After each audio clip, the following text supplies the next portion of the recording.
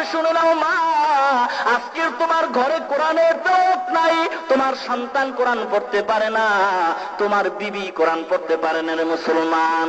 আজকের দেখো যেই সন্তান কোরআন তেলাওয়াত করে ওকে কত মানুষ মহব্বত করে, হাফেজ সাহেব বলে ডাক দেওয়া হয়। পবিত্র রমজান মাসে খতমে তারাবির ভিতরে এত সুন্দর তেলাওয়াত করা হয়, যেই তেলাওয়াতের ভিতরে মানুষের অন্তর নরম হয়, চোখ থেকে পানি বের হয়। এই তেলাওয়াতের ভিতরে আল্লাহর রহমত বান্দার অন্তরে নাজিল হয়। ঠিক কিনা জোরে কর।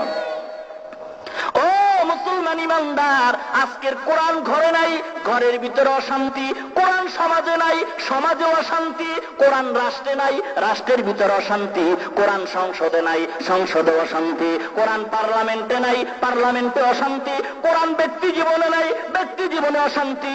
কোরআন সামাজিক জীবনে নাই, সামাজিক জীবনে অশান্তি। আন্তর্জাতিক জীবনে কোরআন নাই, আন্তর্জাতিক জীবনটা হয় অশান্তি। ঠিক কিনা জোরে কর। এই কোরআন যখন তোমার ভিতরে থাকবে, কোরআন পড়নেওয়ালা মানুষ কখনো কারো ক্ষতি করতে পারবে না। যার ভিতরে কোরআন আছে তার ব্যক্তি জীবন ভালো, ব্যক্তি জীবন যার ভালো তার দ্বারা সামাজিক জীবন ভালো হয়, যার দ্বারা সামাজিক জীবন ভালো হবে এর দ্বারা রাষ্ট্রীয় জীবন ভালো হবে, রাষ্ট্রীয় জীবন যাদের দ্বারা ভালো হয় এদের দ্বারা আন্তর্জাতিক মান সুন্দর হয়ে যায়। ঠিক কিনা জোরে গো।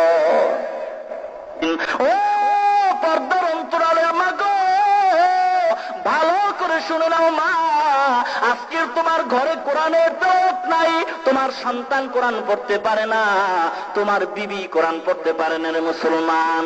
আজকের দেখো যেই সন্তান কোরআন তেলাওয়াত